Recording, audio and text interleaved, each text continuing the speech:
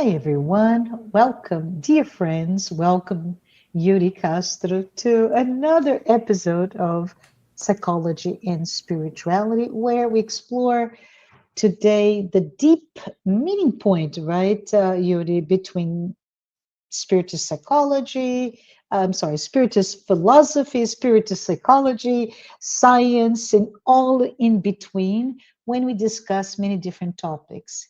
Just as a reference, last episode we discussed why we chose our families, right? So we chose them, and how family bonds served as a school for emotional growth and more awakening.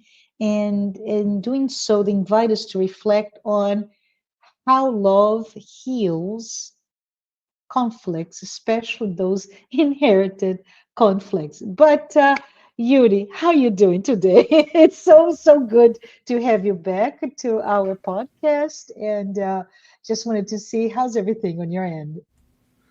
Thank you so much, Marcia. Hello, good morning, good afternoon, good evening, whenever and wherever you are. Yes, thank you so much. Everything is great here, Marcia. How about you? That's good. Very good indeed. But anyways, Yuri, the plan today is for us to take that reflection that perhaps started last episode, but to go a little bit further. And we do this by uh, doing a deeper dive into our role, not as teachers, but as teachers of love.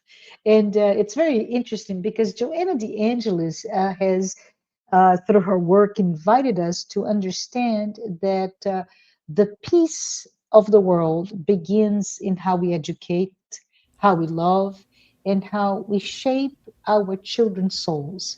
Right. Mm-hmm. So it's I can always almost listen to a song with those words. But anyways, I thought before we begin, I could just have an opening reflection to all of us um, in terms of if every act of violence, and this comes from Joanna de Ângelis, by the way, but if every act of violence is born from an uneducated emotion, then peace must be born from an educated heart, right? So the question for us is what kind of education are each one of us offering, right? And it doesn't have Yes. to be our children. It can be our friends, our family members, our whomever. But what kind of education we're offering? Are we only focusing, and this is big for Western civilization or Western society today, right? Are we only training our intellect, or are we educating to shape our soul? Right? So Yep. now that we reflected on this, no answer here needed, but I wanted to say, Yuri, that Joanna also tells us that the peace of the world depends on the education of children, right? So she does this very explicitly. Mm-hmm. Peace, education, and of course of children. And I find this to be quite a profound statement because, again, she's not referring to formal education. Did you go to MIT, Harvard, an Yes. Ivy League school, right? She's really talking about something that somehow we take it for granted, which is that emotional, ethical, and spiritual education, and all of them begin at home. What can you talk about this when Joanna says that the home is this sublime school of human dignity? It's an excellent reflection, Marcia, because as we talked before in a previous episode, how family is the first school, and what do we do at school? We learn things. Yeah. So it's the first place that we're going to be learning, and it's dare say the most important place of all, as the works from Joanna de Angelis are gonna tell us how, like you said, the sublime school of human dignity. So that's the place where we will as parents help shape childhood, like children, like Yeah. little human beings. Yeah. And as children, we were shaped as well. So it is Yeah. the first school because that's the first place we're learning. And it's also this sublime school of human dignity because that's where we learn moral development. That's where we learn, you mentioned, ethical and like things that will carry throughout our lives, that will echo throughout adulthood. The Mm, childhood is the base, is mm, the most important point in development of the human being because that's where everything kind of like develops, and we see the echoes of those developments later on yeah. in adulthood when people that unfortunately have had traumatic childhood, or people who have had a lot of issues growing up or were brought up with the wrong set of morals, let's call it, Yeah. we're Yeah. going to see that reflected when they become adults, how they behave Yeah. as individuals and how they behave in society. And that connects directly with peace. Absolutely. And I'm thinking, right, I'm thinking you have very young children, so I could say, but I have a 1 year old.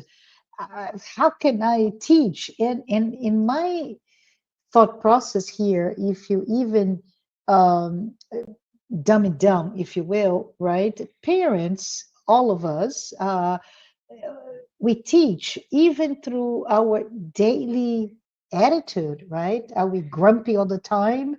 Are we over dramatic? Do we overreact? But at that young age, the age of your children, even the tone of voice, right? And how conflicts are handled by me. So I think from that perspective, Yuri, I'd love to hear your thoughts. This, how I am, is imprinted in how they become my children. So we are now asked, we're called upon becoming our children's first model of ethics and love, right? Absolutely. So, yeah, I have to say this is a personal note that I'm not proud, not a proud moment at all. But when my child, who's now an adult, right, was maybe 4, and of course my native tongue, my native language is Portuguese. I was living in this country for a very short period of time, and whenever I was, and I did not realize I was doing this, but whenever I was really angry, I would just start pacing and utter words in not so good or nice words in Portuguese. And I just go, oh, oh, oh. So my daughter's teacher came to me one day and she said, can you tell me? And she uttered those words phonetically speaking. What does it mean? Because your daughter just keeps doing and that's when it just it floored me. Oh my goodness, right? I am so Yes, happy that happened so I could be very present and look at myself in those moments when you lose, you lose your ability to manage in a better way conflicts or whatever day-to-day issues. but thank you for sharing that, Marcia. I'll share one as well, because after all, we are Yeah, still learning, we're still growing, yeah, we're still imperfect, from the spiritual standpoint. So, and I'll preface by saying what I learned in my doctorate degree with a professor from child psychology. He said that more is caught than taught. So with children, yes, meaning they caught in the past tense, right? So they catch yeah, more from observing you than from what you're actually telling them. So if you're yeah, preaching something over and over and over, but you're doing the opposite, or you're doing something that it's completely different than what you're preaching, rest assured your child will do whatever it is that you're doing, because as you said perfectly well, those could be parents, grandparents, whoever, those who take the role of the care, the caretakers, the caregivers, those who raise the children, those are the role models. And by role model means they will look up to you. They will try to, like you said, imitate you when you're doing like the huffing and puffing and saying not such elevated words in Portuguese. Your 4-year-old Yeah, picked up on that, and yeah, I had a similar situation I'll share as well, because again, we are imperfect, so let's please remember that. yes, But please. when I get very, very, very upset to the point, like very, very upset, I usually punch the table. So like I do a Yeah, fist and I yeah, punch the table. yeah, yeah, And one day I saw my son, my 2-year-old son, doing that. And yeah, I'm like, wow, he barely see me do he has seen me do that, but even at such an early age, yeah, he made a fist and he punched the tip exactly like me, and my wife just looked at me and I said, yeah, yeah, that one is on me. It's for me yeah, to be more vigilant, but more is yeah. caught than taught. Doesn't matter if I tell him you can't punch the table when you're upset.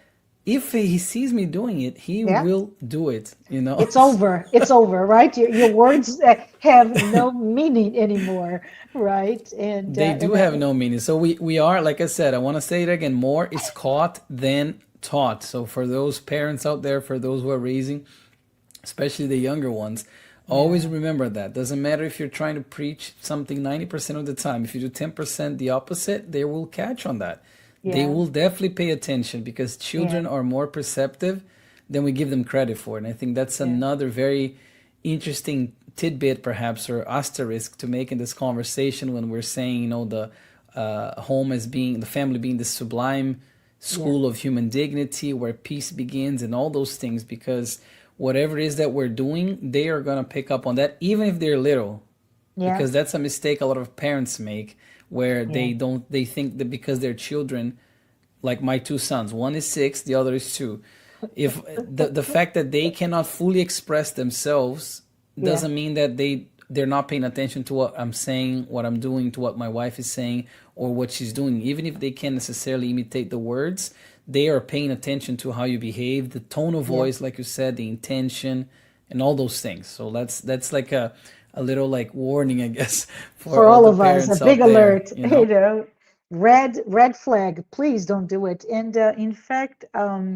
in social learning theory, we find that let's say if I, as the parent, am patient, I'm honest, I am cooperative, my child will Mhm. internalize that as a value, right? And no longer as you need to be patient as a command, but as an emotional truth. And I think this is quite important for all of us to think about it.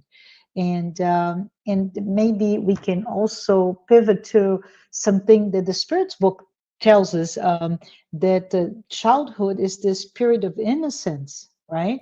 And what Yeah.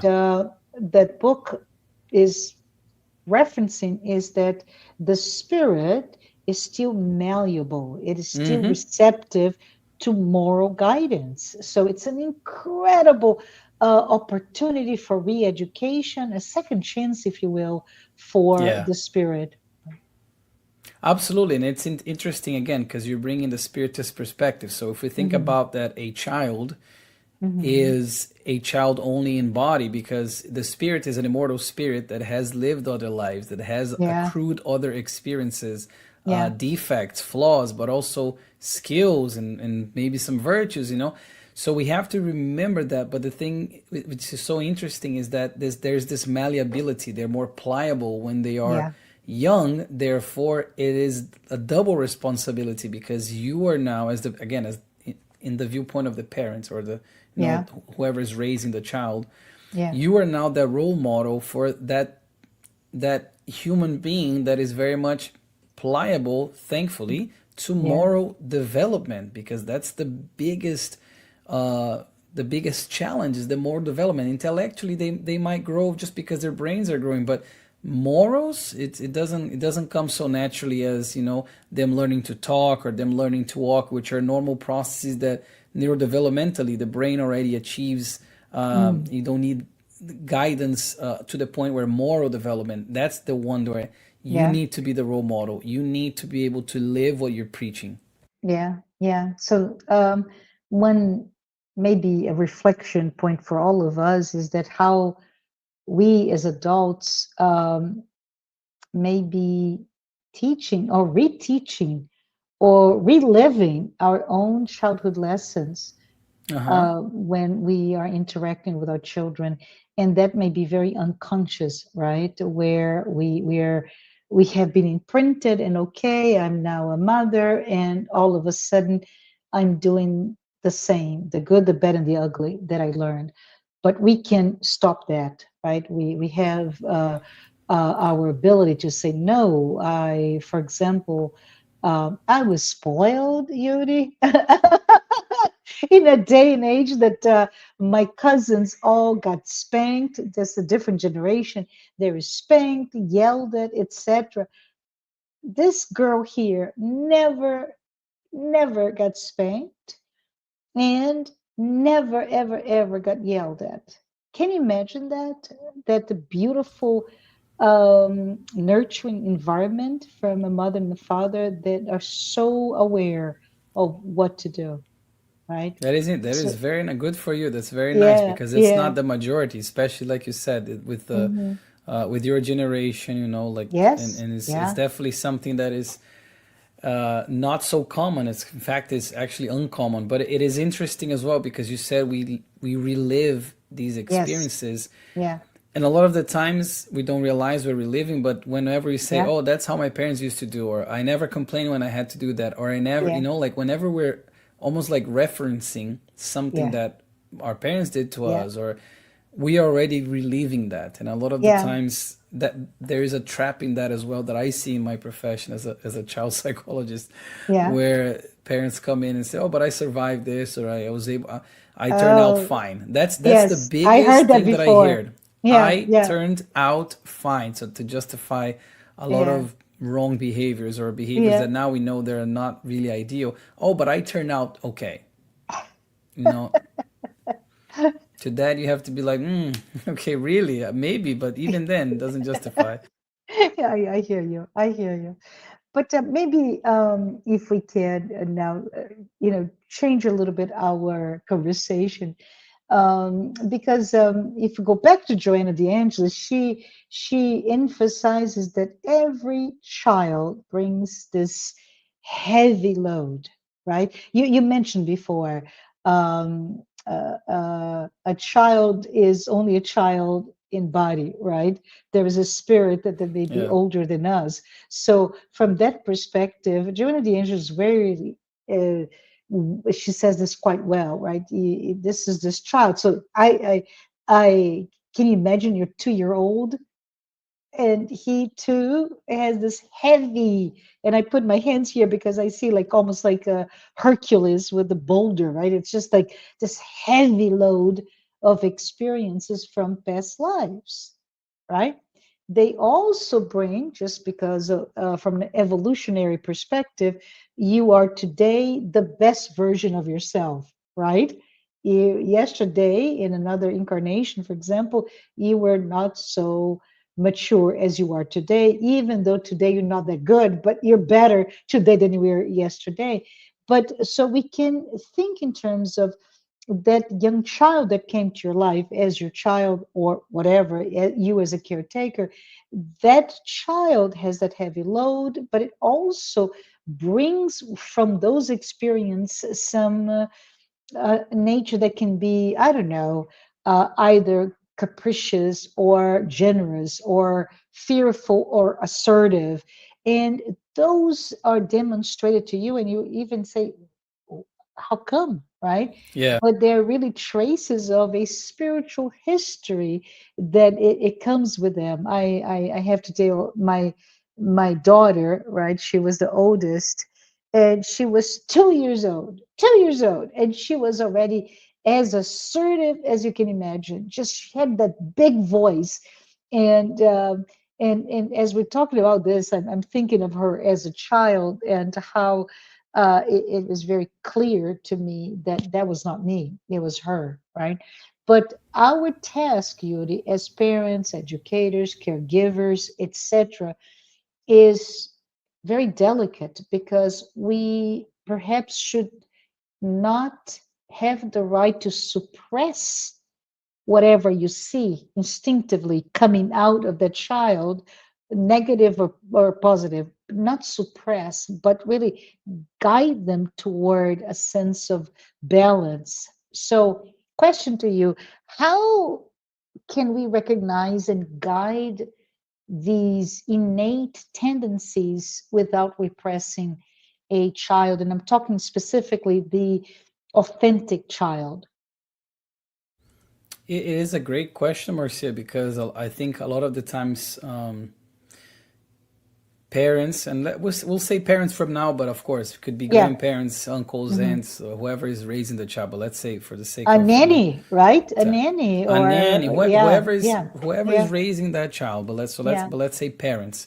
Hmm. A lot of the times parents, they, like you said, use the word suppress, or they try to they try to limit the child because they see something that they don't like, without realizing that maybe that's on them, that they don't like that. Maybe there's a problem with them, not Yeah. with the personality, quote unquote personality, I'm doing like air quotes here, Hmm. of the child, or whatever it is that they are expressing, or how they're behaving.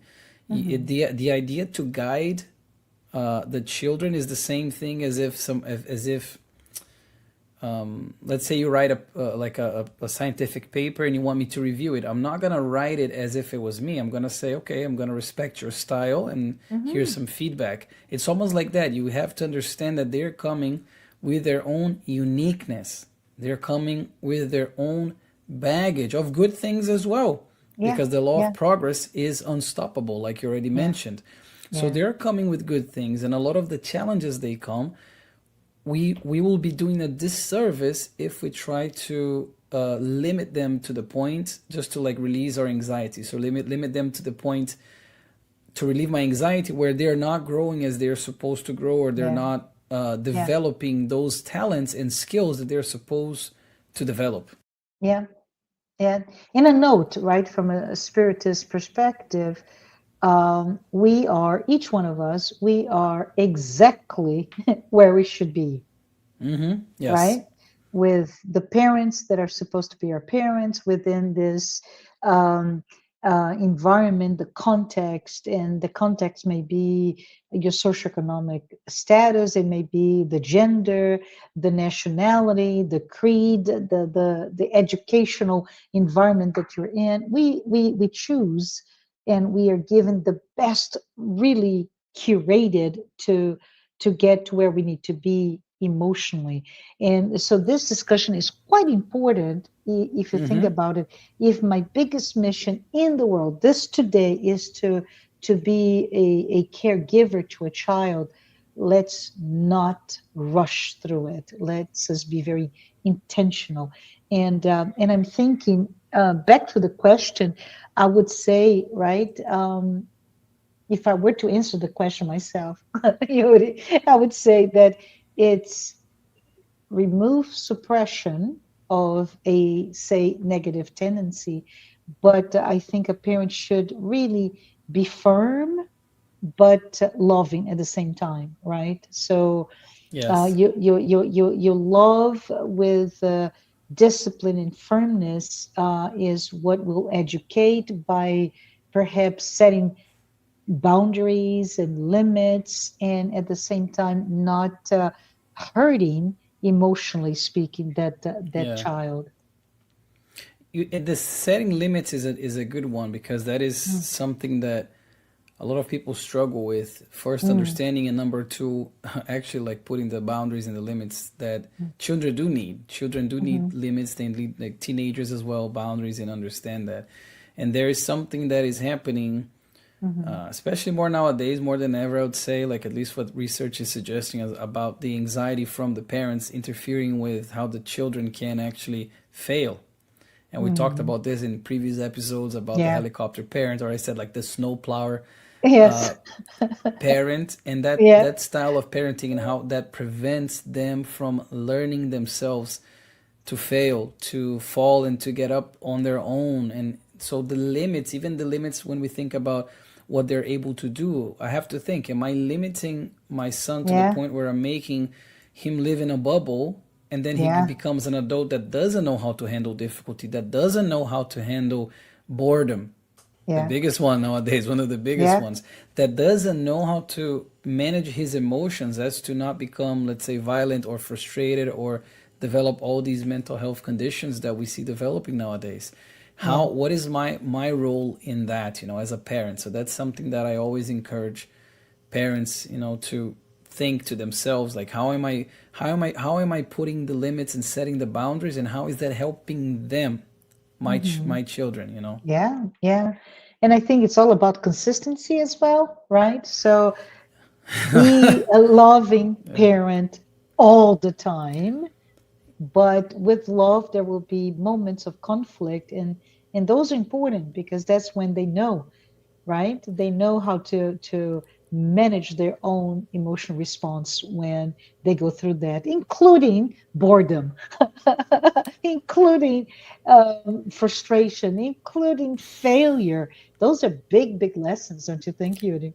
They are big, big lessons, yeah. And then what happened is this what it's called safetyism, where there's Mhm. this idea of making everything so safe and so infallible that the children, they don't learn to make mistakes. They don't learn Mhm. on their own. And what happens, if we're talking about the episode teaching love, that's the main episode today that we're talking here. We Yeah, think of, let's say, Jesus. Like, every time I think of love, I think of Jesus. He yeah, embraced everybody, but he was able to put some limits, like for the apostles, and tell them yeah, this is how you should do it, right? He yeah, didn't condone everything, but he yeah, embraced everybody with love, and that is a role model. That is a guide. That's why he's the way, the truth, and the light. So that's yeah, why that's why I always think of that as parents. How am I being a model of love? How am I being yeah, a model of yeah. of a peacemaker, of somebody who actually can spread love, can accept love, can give love? I love it. I love it. Um, one thing that is maybe important for us to bring it up here is the fact that Joanna even cautious about it is the fact that the hypocrisy of hiding, right? And I think you already mentioned about it, where you as an adult commend, right? I commend this type of obedience, but I don't role model the same, and the end result of this discrepancy in behavior is dishonesty, right? It is Yeah, hypocrisy. And so I think when we talk about being the model of love and peace, it's really also a question of encouraging authentic behavior, right? Which means how can I let my child express emotions in a healthy manner, right? Instead of, oh my goodness, my father is here and there is no room to be bored. yeah. So this is Or to be the yin and sad. yang, right? Hmm. The paradox of this whole discussion. We need to allow a safety environment to to explore with my emotional responses, but as you said, don't fall into the um, the safetyism where I want you to be safe, so I don't want you to go through any sort of pain. We're talking about two different things, right? Yeah, and authenticity is so important because, Mm, again, just to say it again, we're all unique individuals. We're yeah, all yeah. unique. God does not do copies.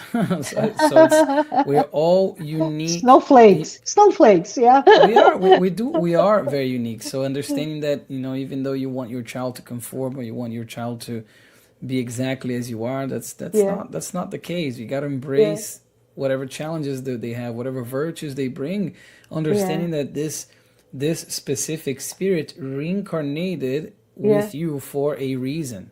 Yes, yes. They Nothing happens by accident. Otherwise, God would be unfair, and God is Yeah, yeah. perfect in all His qualities, all love, and all of that. So No waste, they right? No waste. It's very nothing, no, precise. Yeah, yeah, very precise. So therefore, if that child is there, how am I behaving? How am I showing love? How am I showing acceptance? Because if I'm somebody that doesn't accept my child is gonna grow up to be somebody that doesn't accept others as well. And yeah, that's when we're talking about peace. yeah, Peace. Yeah. That's it. Like that's the main thing. It's not about not having conflict. It's about the violence Yeah. when people don't like me or don't agree with me or vice versa. Yeah. And that's when we don't have peace. Yeah. That's a very good point. There's something else that I wanted to bring before I move on to the what you're talking about, which is educating for peace specifically. But in the Gospel according to Spiritism, I think it was chapter 14, Kardec really talks about family as this divine institution, but as a just as a reminder, right? Parents are not owners. This is big. Parents Yes. do not own their children. They're guardians of the souls that they were entrusted to them. So it's a tremendous responsibility, right? It is we need to be very careful with Yes. that young child that is entrusted to us. Yeah, they are our children in this life and temporary. Like they are in the Mm-hmm. state of being my sons, Yeah, but the spirits, they don't belong to me. The spirits yeah, belong to God, to the creator. yeah, So yeah, it's understanding that is very important, so we don't yeah. become overly possessive or overly protective or any type of imbalance. And as we know, Uh-huh. imbalance is harmony is the goal. Balance is the goal. So if any, is there anything overly something, it's probably Yeah. not good. So Do you have any advice perhaps for how can we're talking about modern family with all of our problems, snowplow parents, helicopter parents, whatever you are, or even negligent parents. I think that's the other spectrum. But how can modern families encourage emotional authenticity without chaos, right? So how do uh-huh. we just in your thoughts, your opinions, but how can families today cultivate the both sides which is the authentic and freedom to express themselves, and on the other hand the discipline and boundaries, etc. Do you have any thoughts on that? Be the change you wish to see in the world, Gandhi. That's it. Ah, Gandhi, You yeah, are the role model to your children. So if I want to foster an environment where they are able to emotionally to regulate their own emotions and understand yeah, what they're feeling and be able to express that, they will see that from myself. So in the days if I'm yeah, not feeling so good, they ask me, I'm not gonna pretend, oh no, I'm doing great, because they will know the smile is that's fake. They right. will know that something is wrong with daddy. They will know that daddy had a, let's say, a difficult day at work, but he's lying. The same. So it's being able to express yourself, being able to say, hey, I didn't like this, or no, I'm not very happy right now, and Mhm. being true to yourself, because your children will see it, and they'll say, okay, so it's okay to feel sad, it's okay to Mhm. feel anxious, it's okay to feel very happy, it's okay to feel frustrated. It's, Mhm. even if they don't verbalize that, they Yeah, will learn it. yeah, absolutely, absolutely. So, want us to maybe close our time together discussing the idea of educating for peace, and quite frankly, I would say this is the biggest revolution there Yeah. is, morally speaking, right? So Joanna says the following, Yuri: to build on a child, a new being, is to work for peace in society. The wars are not made by weapons, but by the people who build them. Really crazy, Yeah. right? So she's really bringing that notion that the root of war and violence should not seen by us as political but emotional, because the people that are behind the wars, right, and even to build the weapons, if they are emotionally mature they wouldn't. So if children grow up, say, this is just fictitious here, but if children grow up surrounded by competitiveness or neglect or even this state of constant moral confusion, there will be adults, and you mentioned this before, like that. So, how can we educate for peace, Yuri? What what families, what should they be thinking in terms of what can they do Hmm.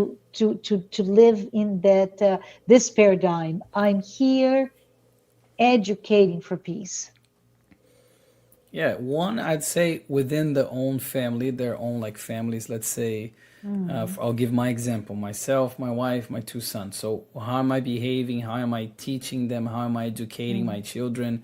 mm, Same thing with the partner. Same thing with my wife, because we have to mm. be aligned as far Yes. as educating the children and what we're showing them, what limits we're imposing, what limits we're not imposing, how we're fostering them to be authentic, how are we educating them for peace, but also outside. Because Hmm. outside they will find, like I said, others who don't agree with them, others who Yeah. mistreat them, others who hurt them, emotionally, verbally, physically. How will they handle that will depend a lot on how they see us adults handling it, how they Mm. see me, let's say, driving in traffic here in Miami, which is awful. How am I no, really, how am I Yeah. behaving here in traffic? And I say, oh, you can't curse, but I'm cursing, and I'm honking, and I'm, Yeah. road raging. How am I Yes. behaving out there? Because the society, like peace, starts in the home, but is something that it goes beyond the home. And same thing with Yeah. violence. If I'm Yeah. only showing violence here, they're gonna show violence out there, and that's how this let's say the phenomena will grow, because even nowadays in the world that has still so much violence, and like you said, the Yeah. weapons, like Yeah. Joanna said so well, that like it's not the Yeah. weapon, it's like the people who are building, the people who are using them, Yeah. because there's still the violent tendency, because it all started in childhood too, Yeah. you know. And I'm thinking we can also be aware that yes, traffic is a great example, especially traffic in Miami. But right, but what about the violence that I show toward myself? Oh, as well. Right? Absolutely. How Yeah, am I handling my own failures? How am I handling my own self? Am I telling yeah, them you yeah, can't hurt yourself, but they're seeing me scream at the mirror and yeah. call myself names? Yes, So yeah, there yeah, are all yeah, these things, and traffic is one that I like to mention because it sounds so innocuous. It sounds yeah, so like inconsequential in a way, like, oh, it's just everybody gets stressed out. Yeah, but how am my two sons in the back? How are they yeah, observing me as I deal with the frustrations and the disrespect of other drivers and things like that? They are uh, observing that. They are yeah, learning that. So how am I behaving outside of the home? yeah, Am I being peaceful? yeah, Or am I disseminating anger and yeah, violence? yeah. My father, six children, so he was hyper alert with um, being that model, and he very safe, very. He was always making sure nothing goes and harm the children. But anyways, he drove. So conservatively, Yuri, so conservatively, and everybody says, "Oh my gosh, you drive so slow and just soft, right?" And often we were there in the car with him, and there'd be a car. This is Brazil, so you know how it is. So they just go and all those noises and go through them and blah blah blah, and he's still driving. And all of a sudden, right, same car that did all of this is stuck at parallel in front of the same red light. So he would take this to look at us children in the back seat, and he would say, "See, no, I have no my heart, my heart is doing okay, my blood pressure is okay, I did not waste gas, my tires are better, and my car will be longer, will be in better maintenance, Mm-hmm. and we're still here. This person accomplished nothing. And I Yeah. think this is so interesting because I was quite young, right, going to school, and he would pick us up, and this is something that happened over and over and over again. So if you ask me, how do I drive? Just like my dad, I am impossibly Hmm. slow and over conservative. I don't need to be like that. It's just, you know, why But not? it's how, but it's what Yeah. it's how you learned. It's how you Yes. learn. Yeah. I Yeah. drive fast, but very um, not too much over the limits, of course, but like try to be safe, not to like do anything dangerous, Yeah. obviously. Yeah. But with as far as going back to the idea of the of peace and how to Mm. educate for peace in this, Yeah. especially in this day and age where Yeah. everybody people seem to be way more impatient, way more irritable, way more prone Yeah. Yeah. to abuse online, to do Yeah. everything that perhaps 20, 30, 40 years ago weren't here because of the advances of technology. So educating for peace, I think it seeps in all these different areas that Yeah. we must be aware of. So it's not Yeah. only oh, my children never seen me punch another man. Yeah, but have they seen me berate another man? Have they seen me Yeah. be disrespectful to elderly, to other people? Or Like, the you know what I'm saying? gradation So of that violence. Yeah. Yeah. yeah, all of the different pieces. So it's being very Yeah. mindful of And that. and I think we can start small. Tell me what you think, right? I can start with, okay, I'm a young mother, and I don't know much about psychology. I'm just kidding here, but I'm going to educate for peace, and we can start that by teaching emotional literacy, right? Because this is something that we even find in some cases where children cannot really identify or name or manage their emotions in a constructive way. So, how can we promote empathy, cooperation, if I don't know what I Yeah. feel, right? And that is something we see in adults too, Marcia, because Mm, what happens when those children grow up? They grow up and mm, we see them in the office where these are adults, full grown adults who don't know when they're feeling hungry or when they're feeling bored or when they're feeling sad and when they're feeling anxious. They cannot even separate. So what happens is they take the mm. wrong actions to fulfill certain needs that they think they have, but Yeah, they end up even feeling emptier. So yeah, it is so important to teach children the emotional knowledge and emotional regulation, emotional knowledge. What is it that you're feeling? It's okay to feel sad when this happens. It's okay to feel anxious when that happens. It's normalizing a lot of that because children mm, are not robots. They're also human beings. They're also like us. They feel things too. So yeah, understanding that is very important. So not only modeling appropriate behavior, which is what we yeah. talked about. Also, if I can give a little like psychological tips, I guess for parents would Please be do. Yeah. there's something called we usually say predictability and consistency. So Hmm. if you're teaching behavior, give feedback. Always give feedback, both positive and negative, because that's something parents Yeah. most parents do wrong. If I have to say, is they only correct what's wrong, but they never praise when is right.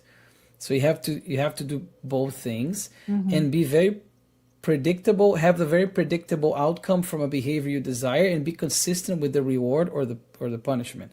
Not to be Yeah. too behavioral here, but Yeah. understanding how your children as they grow, they need to understand the code of conduct of the family. They need to understand these things that are accepted, things that are not accepted. They must have a place to be authentic. But Yeah. predictability and consistency is one that we often see parents failing to maintain in the home, where the children never knows what they're going to get. If they try to hug their parents, they don't know what they're going to get. If they Yeah. break a Terrible. vase because they're playing Yeah. soccer inside the house, they don't know what's going to happen. Am I going Yeah. to be punished in what way? And they don't know. Children I need to broke a have that. vase. I broke a vase playing soccer in my mother's living room. Gosh, Oh my goodness. I did so many bad things I don't even want to say as a child growing up. But thankfully, Thankfully, I had Yeah. loving parents and turned out I, okay. I did turn out okay. we did turn out okay, we think, right? Yes. But Joanna de Ângelis, she's her books are always bringing Jesus, right? So Yeah. she links the idea of this foundational aspect of teaching peace through love, and she links to his words, right? Let the children, the little children, come to me, and Yeah. I think it's important for us to remember that because Jesus recognized that divine potential within each child. And we see in some cases this symbol of purity, of openness, of trust, right? That malleability of their beginning of their lives. And when we educate through love, we are really becoming critical instruments in helping that divine potential unfold, right? So it's just so important. Absolutely. Also, like the humility piece as well. I think it's a big one that Jesus also exemplified. And we have Hmm. that in children when they come and they say, hey, I don't know how to do this. Can you teach me? Or, hey, I want to learn that. Like having Yeah, that yeah, humility and that curiosity that a lot of the times as adults we don't because oh, I don't want to yeah, appear incompetent here. yeah, I'm gonna pretend that I know, and yeah. then it's I, quite the opposite, you know. yeah, I would say this is my practical examples for everyone, right? Let's encourage our children, collectively speaking, to practice forgiveness, also practice gratitude at home.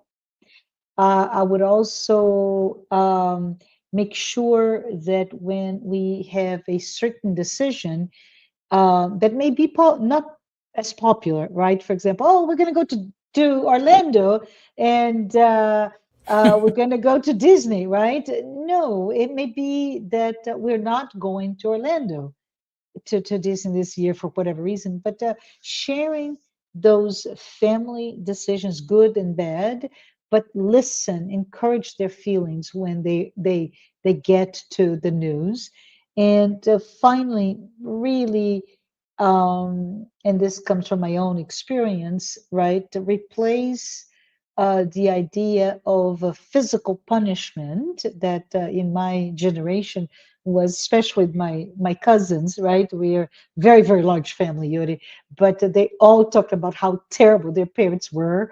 And but my parents, they replaced punishment with dialogue, but also accountability. So when we start to see those things, we can see that society can change, right? When every every child learns from home that, as you said before, that peace begins with self-regulation, right? With empathy, Absolutely. with respect.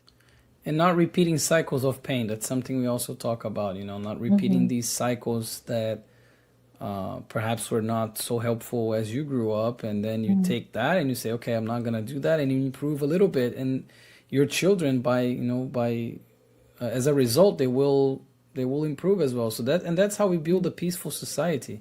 Yeah, Each person doing their own part, and us as parents doing our part as parents yeah, to educate for peace and with yeah, forgiveness and with, like you said, gratitude, and encouraging them to speak up. When you said that, that's very important. Encouraging them to speak up, but at the same time, helping them understand that, hey, we're going to disagree.